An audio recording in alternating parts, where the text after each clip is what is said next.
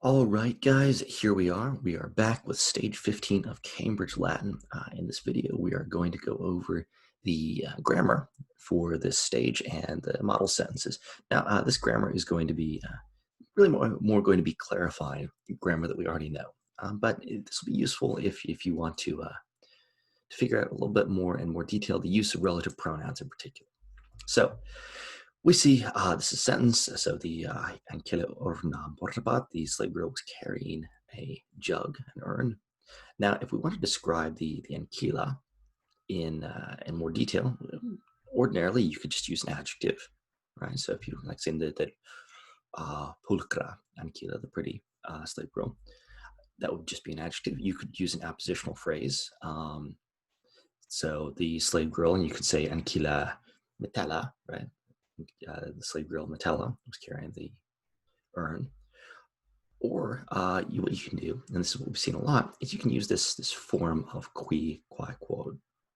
And that means the slave girl which. And you can think of this whole relative clause, right? This whole everything between these two commas as an extended adjective. So like an adjectival phrase is what it's called. So this whole phrase is like a mini sentence that is modifying a word in the main sentence. So ankila portabat onam is the main clause, and quae postquam, post salvium ambulabat, is a dependent clause. Right, so it is subordinate to this main clause.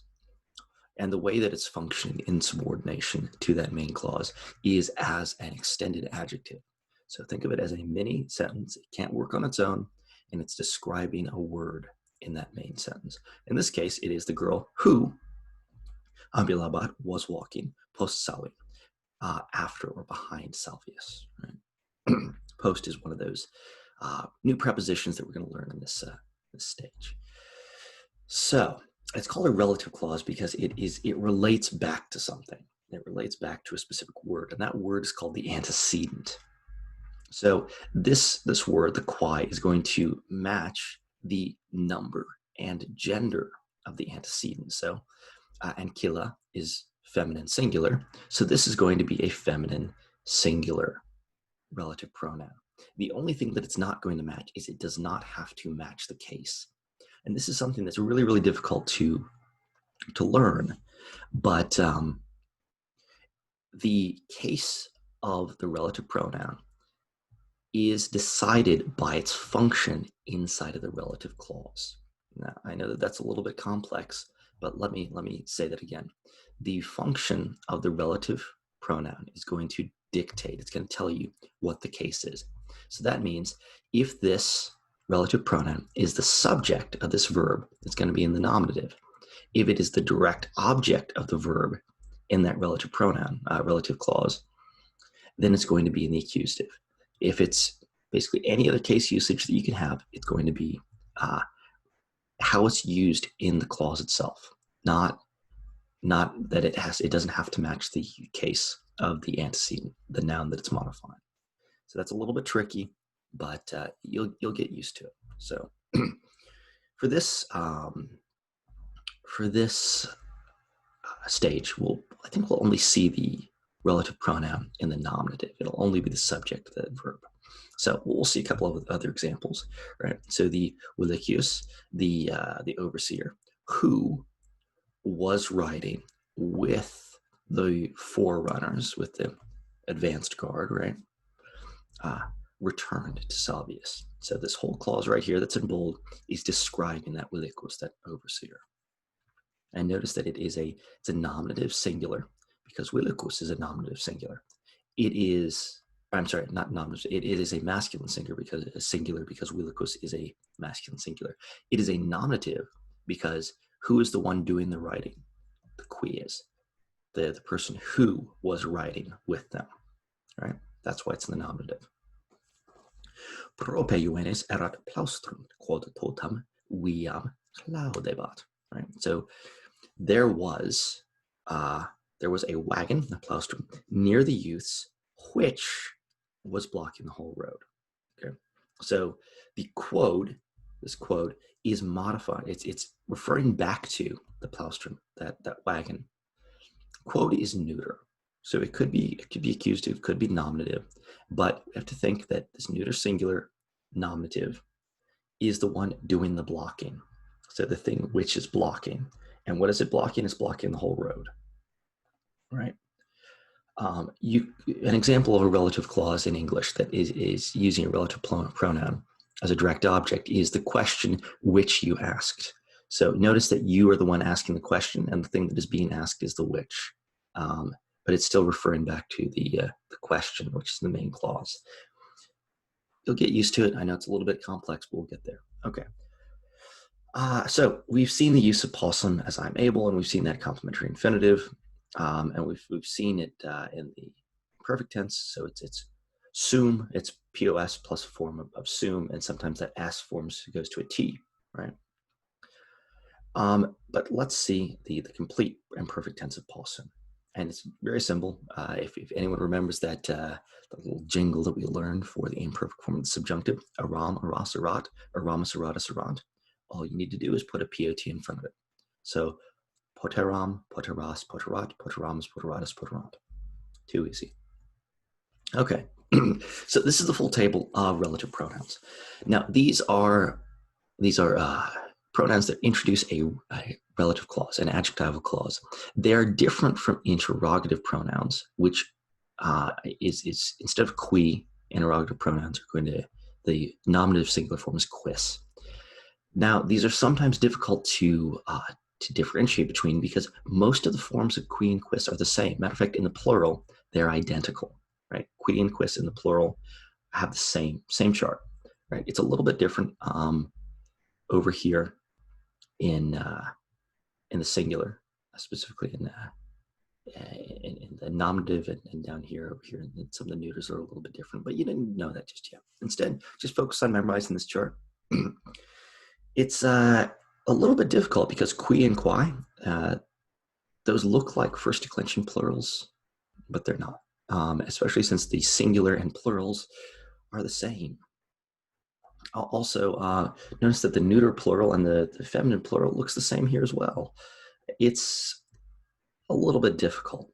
Most of these forms are going to be more in the third declension then. So think about mercatoris in the genitive singular, mercatori in the dative singular, mercatorem in the accusative singular.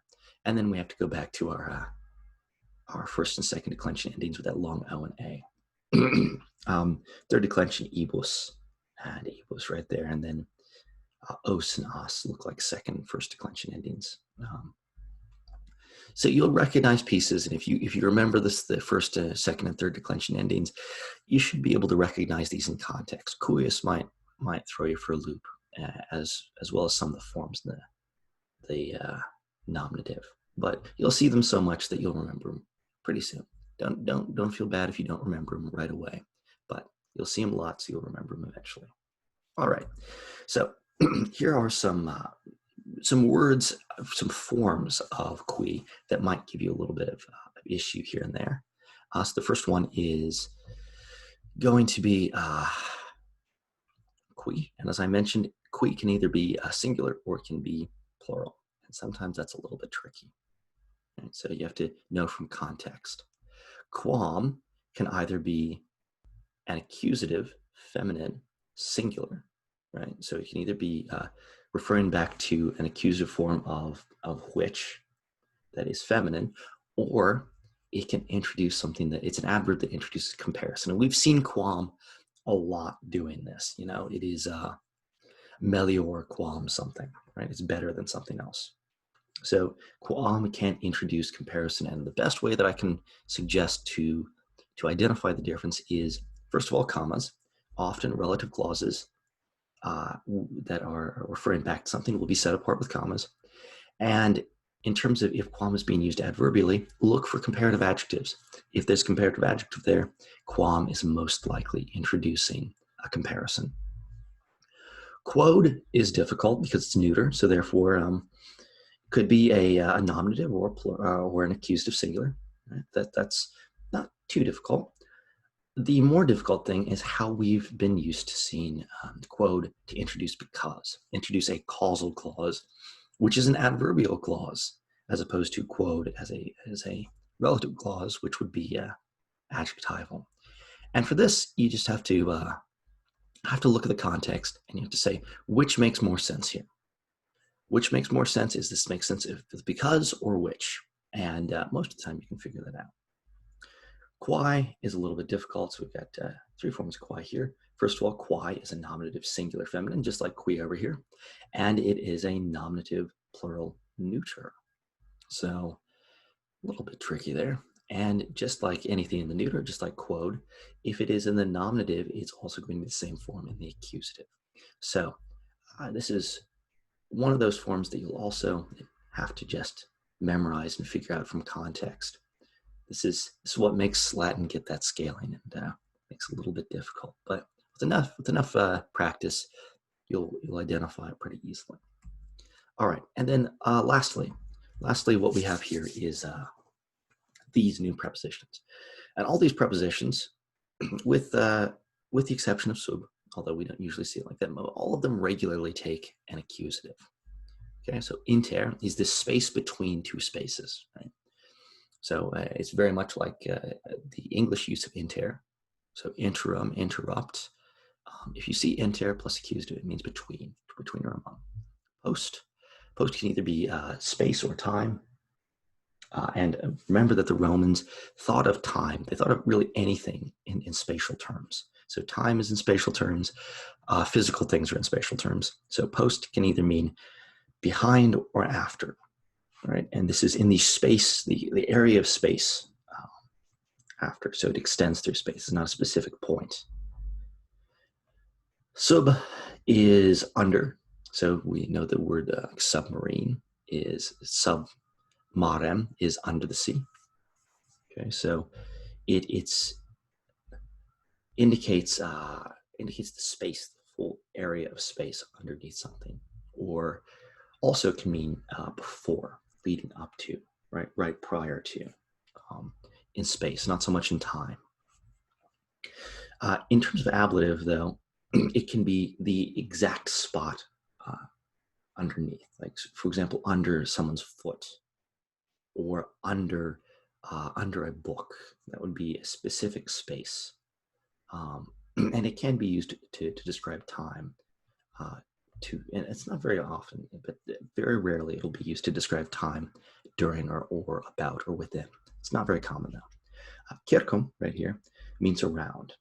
So this is think about if you have a dot, draw a circle around that dot, and that whole space in that circle, that circle, is the space around.